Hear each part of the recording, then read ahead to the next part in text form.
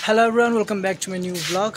अनि आज चाहिँ लगभग 1 महिना जति भयो मैले ब्लग नबनाएको अनि आज धेरै दिनपछि बनाइरहेको छु। अनि बीचमा चाहिँ 1 महिना जति मैले ग्याप गरेँ किन भन्दाखेरि मेरो एक्जाम चलिरहेको थियो।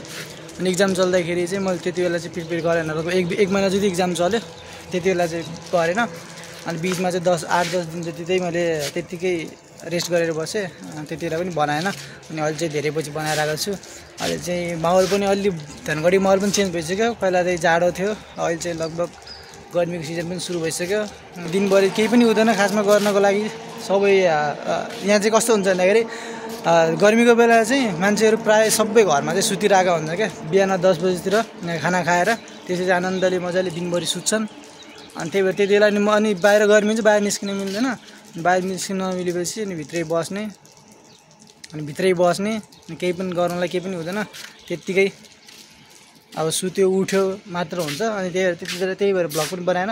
अब आज त्यही दिन केही छैन, अब जे हुन्छ त्यो देखाइदिए गर्छु भनेर चाहिँ मैले ब्लग सुरु गरेको। सानामी ब्लग बनाउँदैछु के ब्लग बनाउँदैछु भने उजा पो भन्नुहुन्छ त। म चाहिँ बारीमा आइरहेको छु के छ हालचाल यहाँको भनेर। चाहिँ यसरी डन्डा राख्नु भएको रहेछ।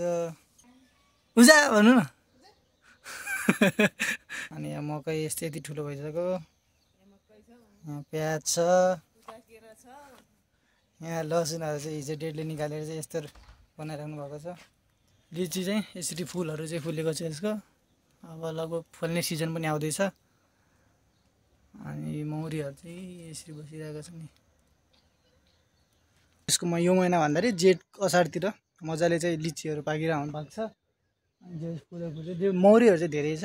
त्यो एउटा पल छ त्यहाँनिर मौरी चाहिँ म त्यहाँनिर जान चाहिँ डर लागिरहेको छ। अझै डेडीको निधारमा टोकेको थियो क्या।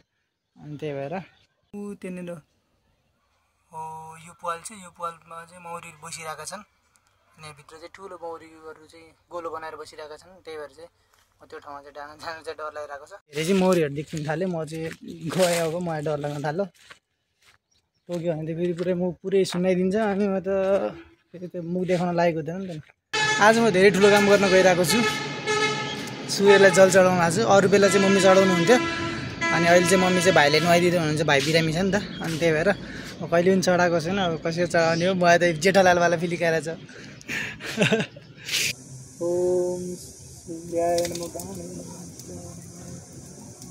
फाइनली सक्यो मेरो काम पनि। मजा आउँदो रहेछ यार। मम्मी भयो। ओम सूर्याय नमः भानुवे नमः मित्राय नमः नमोस्तुते भनेको।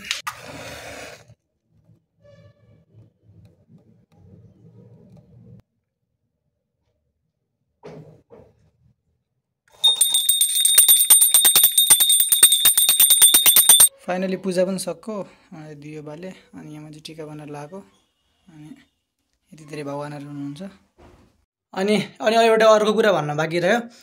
के चाहिँ भन्दाखेरि यो चाहिँ चैतको महिना हो। अनि हाम्रो यता सुदूरपश्चिमतिर या खै कहाँ हुन्छ त्यो चाहिँ मलाई थाहा भएन होइन। तर मेनली चाहिँ हाम्रो सुदूरपश्चिममा चाहिँ के चलन छ भन्दाखेरि चैतको महिनामा चाहिँ चैते दसैँ मनाइन्छ। अनि चैते दसैँ बनाउँदाखेरि चैतको महिनामा चाहिँ सबै आफ्नो रिलेटिभहरूलाई चाहिँ भेट्ने चलन हुन्छ क्या। अनि त्यसपछि धेरै ठाउँबाट चाहिँ हाम्रो यता भेट्न आउनुहुन्छ। एकअर्कालाई भेट्न जाने आउने गर्ने चाहिँ गर्नुहुन्छ। अनि त्यही केही कोसेलीहरू चाहिँ लगेर जाने पनि त्यस्तो गर्नुहुन्छ। अनि हाम्रोमा पनि आइसक्नु भएको छ। अस्ति पनि हाम्रो दाईहरू पनि आउनुभएको थियो। अहिले चाहिँ मम्मीको सानो मम्मी भनेपछि मम्मीको चाहिँ आन्टी चाहिँ आउनुभएको छ। अनि केही कोसेलीहरू पनि लिएर आउनुभएको छ। के ल्याउनु भएको छ त्यो त मलाई थाहा भएन। अनि त्यही भएर एकछिन चाहिँ हेर्न मन लाग्यो मलाई के ल्याउनु भएको छ। अनि यसो म देखाउँछु के ल्याउनु भएको छ भनेर। यो चाहिँ अघि खाएका थियौँ मम्मीहरूले हामी मिलेर। यो चाहिँ सेलपुरी नै हो, सेलरोटी नै हो।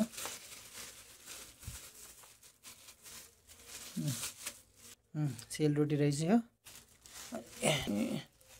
यो चाहिँ अङ्गुरै रहेछ यो। अनि यो चाहिँ मिठाई पनि लिएर आउनुभएको थियो। यसो हेर्न मन लाग्यो कस्तो खालको चाहिँ मिठाई भनेर।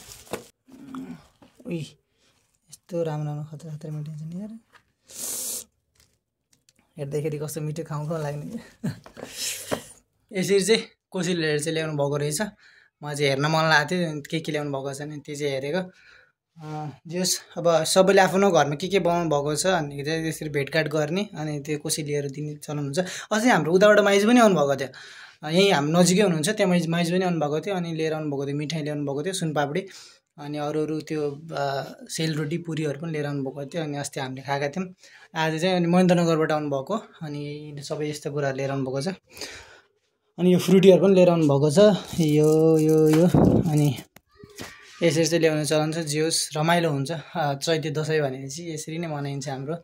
आज स्पेसल डे हो, किन भन्दाखेरि आज केकेआर भर्सेस मुम्बईको चाहिँ म्याच भइरहेको छ।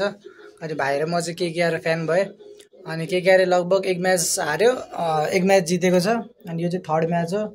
अनि केकेआरले अब हामी त चाहने भनेको नि यो म्याच जितोस् भन्ने चाहने हो, त्यही भएर म्याच चाहिँ सुरु भइसकेको छ। भाइ र म हेरिरहेका छौँ। भर्खर केकेआर चाहिँ ब्याटिङ गरिरहेको छ, मुम्बई चाहिँ बलिङ गरिरहेको छ। अब जे होस् रमाइलो हुन्छ। आजको म्याच जसरी पनि जित्नुपर्छ भने के हो, जित्ला कि नै भाइ? जित्नै पर्छ, खेत जित्ला नि जित्नै पर्छ आज। सुनिल नारायण चाहिँ पहिला ब्याटिङ छ, ओपनर छ। सुनिल नारायणबाट धेरै आश छ हाम्रो। क्विन्टन डिककले चाहिँ अस्ति बबाल खेलेको थियो, त्यही भएर क्विन्टन डिकक दुइटैले, सुनिल नारायण क्विन्टन डिककले चाहिँ स्टार्टिङबाट नै बबाल गऱ्यो भने चाहिँ हामी जित्ने सक्ने चान्स चाहिँ धेरै नै हुन्छ। त्यही भएर मुम्बईको पनि अरू सबै राम्रो छ, तिनीहरूको त बलिङ ब्याटिङ दुइटै, तिनीहरू त पुरा 11 का 11 खतरा हुन्छन्। त्यही पनि हामी जित्छौँ भन्ने आश छ। जे भित्र खुल्दुली भइरहेको छ क्या, के हुन्छ जे पनि पावर प्लेमा विकेट जानु भएन क्या भाइ, त्यति हो। पावर प्लेमा विकेट जानु भएन, रन 40 जति हाल्यो भने पुग्छ क्या हामीलाई। हेर्दाखेरि त पुरा दिने त उयो त जोसमा। यो को हो, यसको नाम के हो? यो ट्रेन्ट बोल्ट हो। ए आज ट्रेन्ट बोल्ट मुम्बईमा पो हो। गेम अन, पहिलो बल, फर्स्ट बल।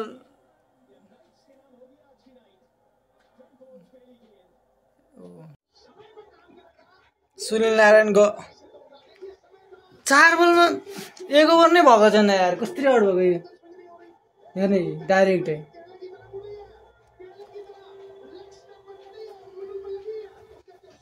गयो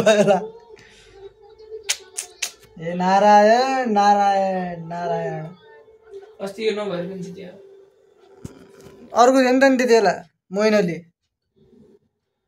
अब यसले बस गर्नु दिमाग खराब भयो।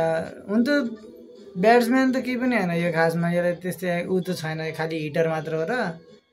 तर पनि कहीँ ठोक्छ कि न्या जस्तो थियो, सुरुमै गयो लिएर। अब म हेर्दिनँ सक्को 117 को टार्गेट केकेआरले दिएको, सब बक्का विकेट गयो। त्यो 117 रोहित शर्माले आफैले हानिदिन्छ, एक्लैले हानिदिन्छ। आज पनि हार्ने भयो। 3 गेम खेल्यो, 1 गेममा त जितेछ, 2 गेम लगातार हारिसक्यो। अब आश छैन, त्यही भएर म त गेम हेर्न छोडिदिइसकेँ अहिले। हार्छ भनेर दुःख भइसक्यो म, त्यही भएर जस्तो होस् यो सब हारोस् त अब के गर्नु। आजको लागि यति नै, म भोलि अर्को ब्लगमा भेटौँला। Till then bye by.